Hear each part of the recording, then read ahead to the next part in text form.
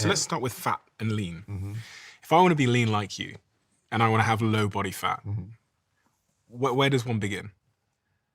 What happened with me and what I always advise people to do is start just by looking at globally from 30,000 foot view, what do you know you're doing like not well right now?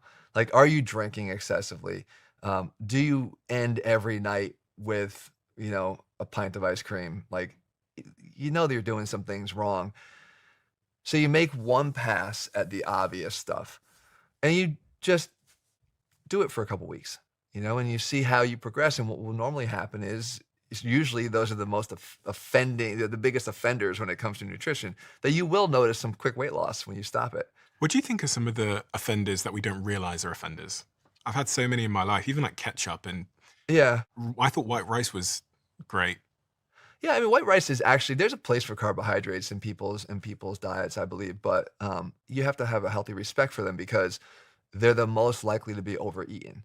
Like, the desire to eat 5 steaks is not there for most of us. Like, but you could pound a whole plate full of rice and then some, or pasta and then some, because they are much more chemically pleasing to the body. So I think people need to be cautious of overconsumption of carbohydrates, and they're not aware of portion sizes really impacting them, because they'll say, "No, I had rice and pasta," and I would say I have rice and pasta too every day, but like I probably don't eat as much as that person does. So portion sizes, when it comes to that, is one of the areas people do not have a good awareness about.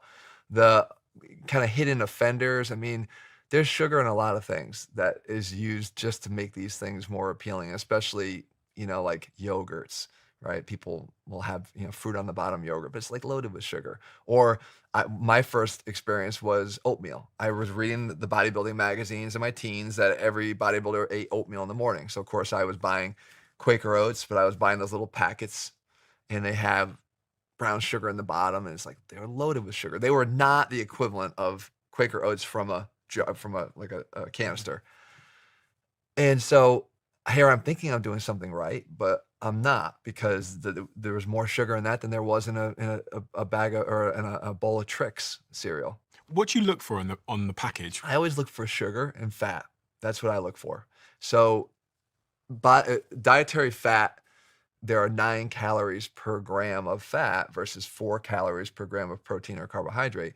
They're much more calorie dense foods. So when you have fats on your plate in any way, shape, or form, calorically that dish is going to increase pretty quickly.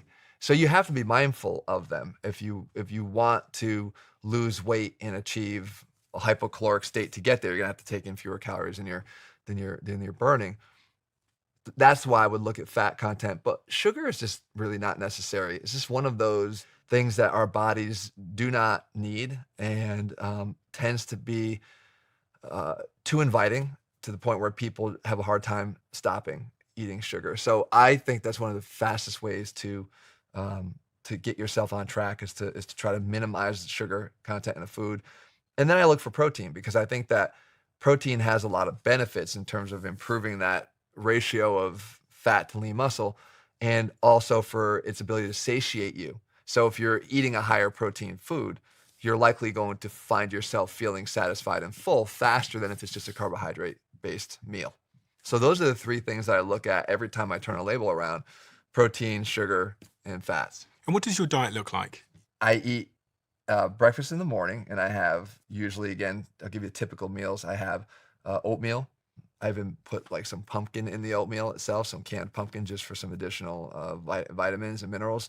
Protein shake, and maybe some egg whites. So I get good amounts of protein. And for lunch, I'll have like a grilled chicken wrap. Again, I'm trying to prioritize protein at every single meal. And I'll try to have a Greek yogurt that has limited sugar in it. Then I'll have a protein shake usually after work, only because I know that when I get done with work, usually at 6 o'clock, I come home, the kids are there, they want to play. I wind up just having something to tide me over, realizing that my dinner is going to occur later at night after my workout. What happens, though, is that workout occurs at around 10:30 to 11 o'clock at night. So dinner happens at around midnight for me. That's always, again, based around a protein first, so usually chicken or steak or fish, and then fibrous carbohydrates. So it's going to be something like I like edamame. It's it has good protein in it, and I'm not fearful of the soy protein that's there, especially in that limited amount. Broccoli, and then I have my starchy carbohydrates, which my favorite of all time is sweet potatoes. So I'll have sweet potatoes or pasta or both. I'm still shocked that you're eating dinner at midnight. Yeah. And so what time do you train? So I train around 10:30 or 11 until around quarter to 12 or so. Is that suboptimal? It's it's only optimal because it's when I can consistently do it. Okay. If I could change that, I would probably work out at 5 p.m. But I always find that there's still work going on. People still need me at that point in the day. Why not the morning? I have a very difficult time waking up. I'm one of those people that act like a zombie for probably 15 minutes before I'm feeling ready to go. I'm very much the same. I probably eat a bit too late, I train a bit too late, etc. And as I'm listening to you, I'm almost listening to myself. And I know the rebuttal is that, well, Stephen, if you went to bed earlier and you ate earlier, then you'd wake up and you'd be able Right. to train in the morning. Yeah. Well, how do you feel when you wake up? Do you feel energetic as soon as you wake up, or do you feel? No. Yeah. I'm very similar to you. I wake up late. Yeah. And if I wake up late, then I feel fine. But if you try and wake me up at 7 o'clock, the chances are that I went to bed maybe at midnight or 1 a.m. So there's not enough sleep taking place there. But having worn this Whoop for a while, who are a sponsor, I'm an investor in the company, #ADA, #ASA. One of the things I came to learn was that when I eat close to the time I go to sleep, my body isn't actually asleep, because I could see my resting heart rate so high through the night. So Yeah. my body's actually just working on the food, so it's not restoring my body. So one of my goals for this year is to try and not eat after 9 p.m. I think it's a good goal in terms of establishing a more regular sleep or time to go to bed. Because the number one thing I think people need to understand is that when it comes to sleep, the routine of sleep is what's most important, I believe. Even in cases of lower sleep totals, there's actually 27% of people report sleeping less than 6 hours a night, and 20% of people sleep 4 to 5 hours. I actually fall into the category of sleeping probably 5 to 6 hours most nights, because I get to bed late and I get up around 7 o'clock each morning. Do you sleep track? I don't sleep track. I did for a while. I don't sleep track. I actually, I've tracked my cortisol levels, and my levels of cortisol have actually improved even as my total sleep time has diminished. Now, there is, and I hold on to this as a possibility, but I haven't tested myself. There are 2 genes that are actually responsible for short sleeper syndrome. In other words, where you can get away with less sleep because it optimizes gene expression for wakefulness and brainstem activity that allows you to wake up easier. And the downside to that is that only 1 to 3% of the population has that. So unless I got really lucky in terms of that, then I might be, playing a game that I ultimately can't win. But I think that there is a possibility that some people can operate better on lower sleep totals than others. On this point of being lean, one of the things people are most obsessed with getting rid of is lower belly fat. This stubborn belly fat that occurs right there on our little mannequin here. You don't have a pouch. That's what we call it. Me and my friends, we call it a pouch. We can be, very lean elsewhere, but still have a little bit of a pouch there.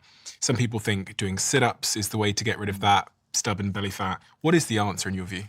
It's the level of strictness of nutrition. And when I mean the level of strictness, it's not just in the foods that you choose, but the consistency with which you choose them. So how long can you sustain this really clean diet? And I hate the word clean diet because usually when people say they eat clean, it's actually the first thing, it's a red flag that they don't.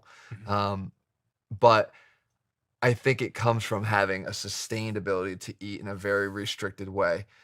When men put on body fat, that is the first place to go on and the last place to come off. And one of the biggest areas for that, you mentioned that I don't have one, but I mean, as ridiculous as this is going to sound, when I start to see a little bit of fat on my body, it's right there. And it's because that is the absolute first place to go on. This the shamefulness of how your body does this and what it does to us is that it kind of works from this top-down approach. Like you lose fat first from here, and then it kind of goes down, and the last place is here. So it works in this top-down approach. Well, by the time you get all the way down there, you've lost the fat in your face, you've lost the fat in your neck. So like, I sometimes I look at myself in the mirror, I'm like, man, you're gaunt, and I hate the way that my face gets sort of caved in. But it's sometimes the price that you pay in terms of maintaining a lean physique, especially naturally, because that's how your body starts to lose fat. And especially as you age, you start to lose collagen and skin thickness. So it's even more of a challenge. But this top-down approach is sometimes good because it allows you to start to see like the upper row abs underneath the chest. Or so when you start to get into better shape, you might have noticed this yourself, you start to see like, okay, my lower chest isn't as saggy anymore. It's actually starting to take some shape. Well, what's cool is that's actually that little spark of motivation that like, I want to keep going. I can see the top ab. Right. I can see the top ab. Like there it is. I can see, I have them, I actually have them. I got a 2-pack, but I have them. Well, you continue down that path. Sometimes you sharpen up the diet a little bit more. Sometimes you take one extra night of, socializing or drinking out of the schedule, and you start to see it, go even lower, and you start to get that second row of abs.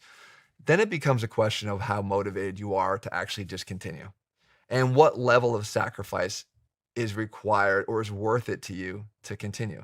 And that's the caveat that I always say. I mentioned early on, like, is it that important to you? Because I could tell you that at 10, 11, 12% body fat, you're going to look amazing and you're going to look better than 98% of all men. So whether you have that little tiny, area of fat around your waist, you're still going to have your abs. You're still going to have defined shoulders and arms and, some veins popping out in other places. Like, is that good enough so that you experience the health benefits you already would you be there? Aesthetically, you're probably really happy with where you are now compared to where you came from, and you still get to live a life that's not as filled with sacrifice to get there. And that's the battle people have to wage and ask themselves, how worth it is it to me? Is the game of weight loss basically calories in, calories out? I just need to have less calories than I burn. Yes and no. So to lose weight, you're going to need to be in a calorie deficit.